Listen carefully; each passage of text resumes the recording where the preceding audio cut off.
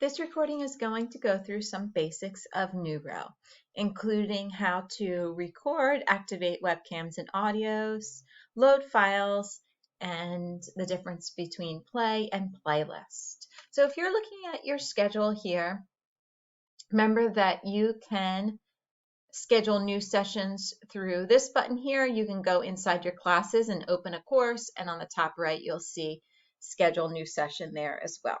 So if I wanted to schedule a practice room like I did, I start with schedule new. I would go through and select small groups so that I could select individual students. So if I am going to make a class connect session, I would want to make sure I did that. I would put in my session name. So typically you'll want to check with your mentor to see any naming conventions for your grade band.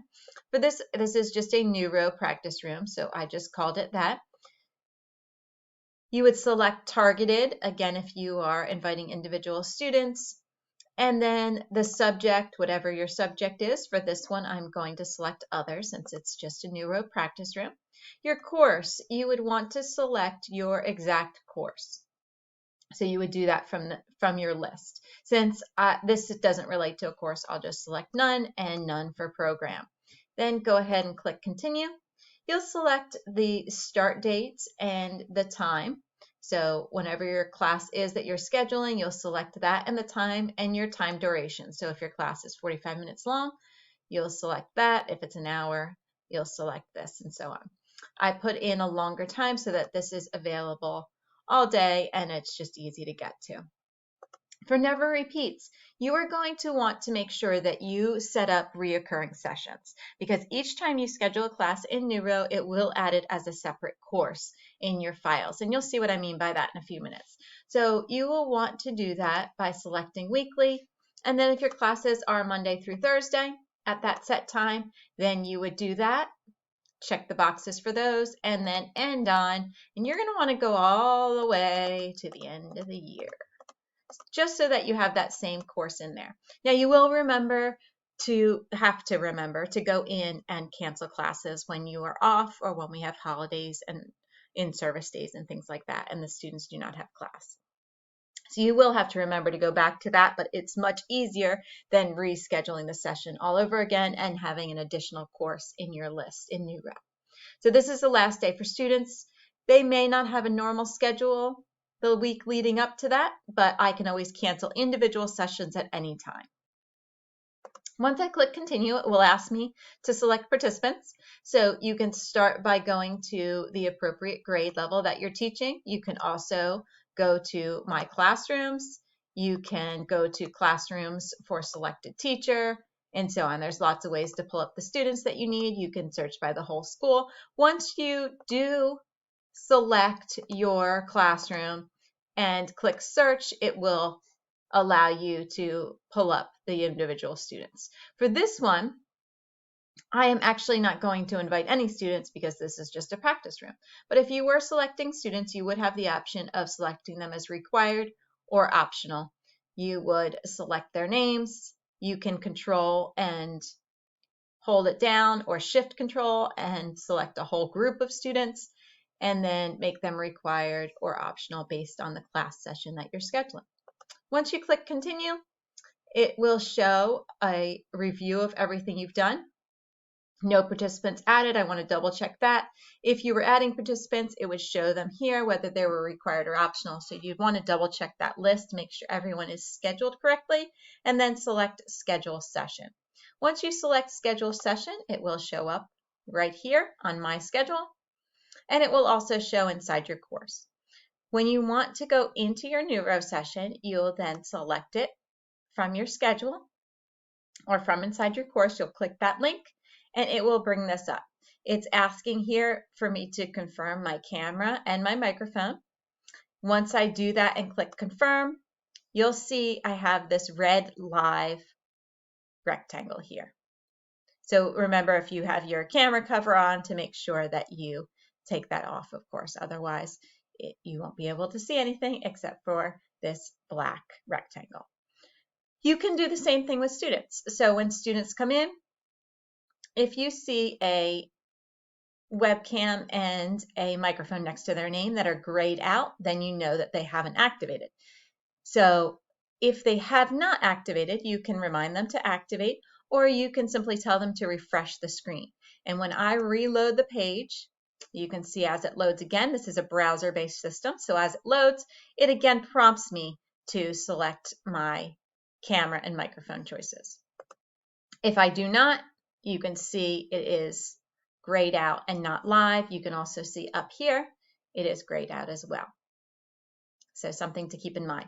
I could still, if I were the participant, I could still see and hear everything that was happening. I just wouldn't be able to use my webcam or my microphone. If students are having difficulties with their audio or their webcam, have them refresh their browser and do the setup again. So once I get in here, it will prompt me to record the session. It may prompt me while I'm still setting up the classroom and I don't want to start the recording yet, or it may prompt me later and I want to get started already. So if it doesn't prompt you to do that, you can get to it by simply going to Tools and then Recording. This would probably be the option that you would choose, record until manually stopped. If you do it for a set amount of time, it would turn off automatically. So once you're ready, you would click Start, and you'll be able to see this status bar up here. The little circle spinning will tell us when it is ready and recording. The recording has started. You can see it counting up. If I want to get to that recording, there are a couple things I can do. After the session is over, once it has had a little chance to load, you can go back to here and click here, or click on Manage. It will bring you to the same place.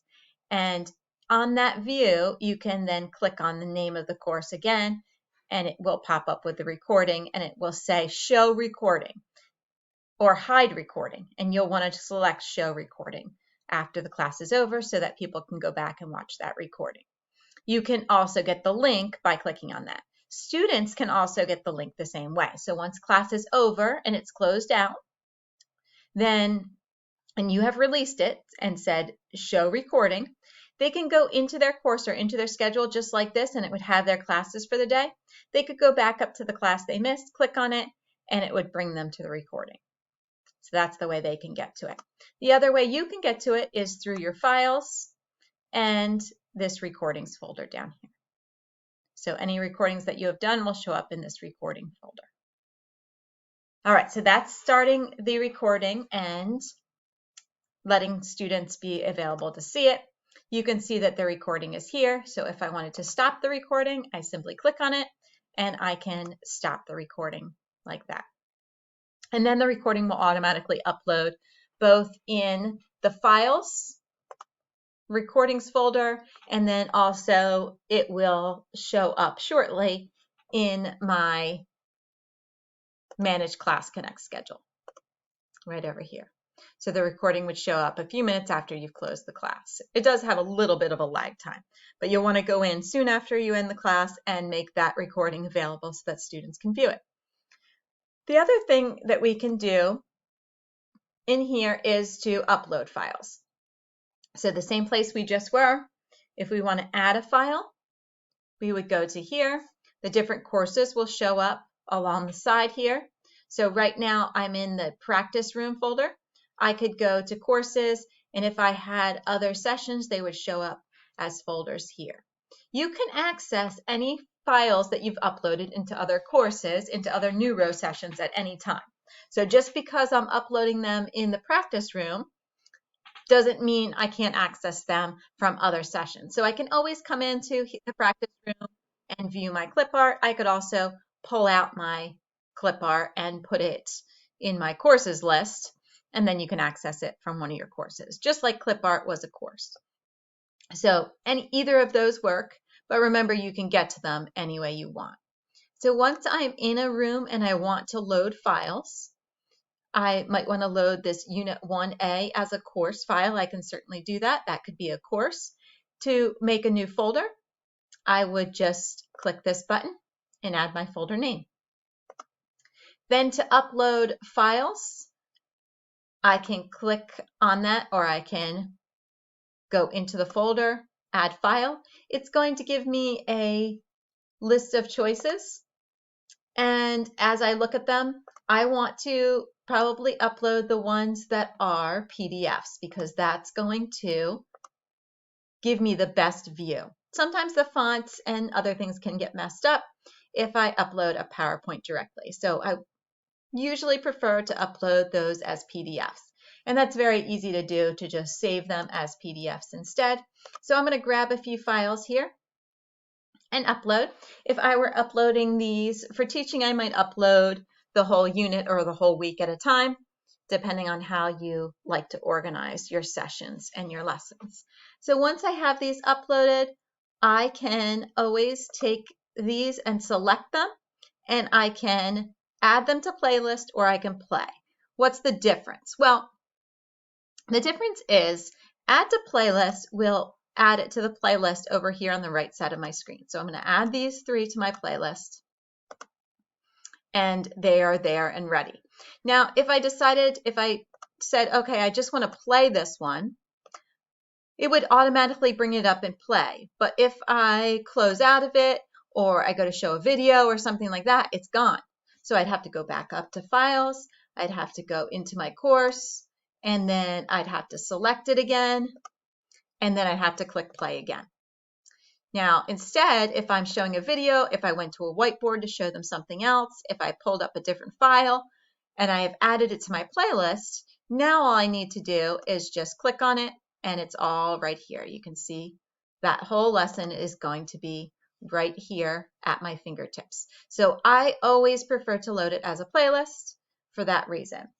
Now, you can also add anything you want to your playlist, even if you're not planning to use it. So in this lesson, I might anticipate that I need to go back to something that I taught earlier. Well, I can just load that and then pull that up. If I know that we're going to log into ClassKick and I know maybe some students need some help with that, I can always put up this reminder about the different tools in ClassKick. Even though that wasn't in the lesson that I'm actually doing today, I can easily access those other files by pulling them up. You could see there's also a file for clip art. You can also add as much clip art as you want into the clip art folder. You can organize it by subfolders. So if you wanted clip art of, say, graph paper or a birthday cake in case it's someone's birthday, or if you wanted to have a latitude and longitude sample problem that you could pull up at any time that is a clip art file, you can do any of that. Then you would simply go back in and grab it. So if you're teaching math and you want to have a ruler always in there, then you could have that always in there. If you wanted to have a graph or a blank pie chart or something like that that you could always pull up, you can have that in there as well. So anything that you load, you'll be able to access from any of the other courses, not just within the course when you loaded it. So keep that in mind. And then once you have this, you are able to click through any of these slides as you would like. And then you can always go back to any slides and go through them. So that is how you load files. Those are some of the basics of Newrow. The other thing that I wanted to point out today is just that at the top, this is sort of where everything lies here. You have your files, that's where we uploaded them. You have your tools.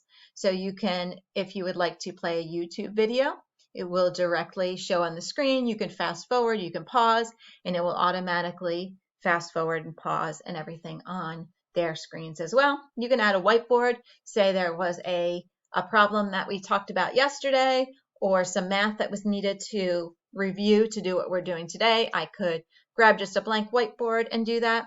I could share my desktop. So if I had a video that wasn't a YouTube link that I wanted to share, or if I wanted to share a view of the lesson and where they could find something, I could use that.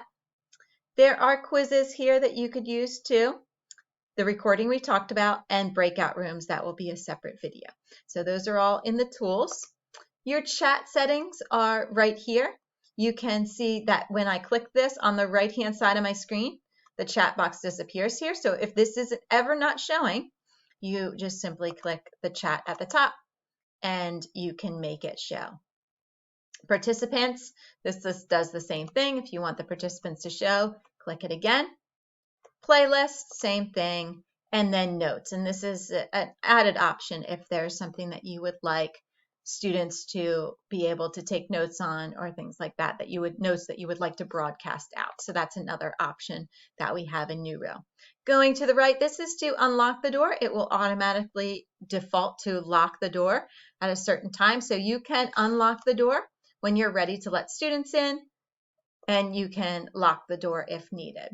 This is a quick poll. We'll talk about polls later. These are some other settings.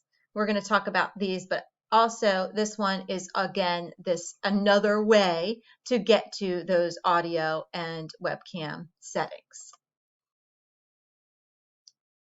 This is to go full screen, and this button gives you a chance to select language if needed. And this is to end class. This red one is to end class. So I think that covers most of the basics of Newrow. We will have some separate recordings on the chat box and playing videos and breakout rooms and things like that. Make sure to watch those if you need some more details.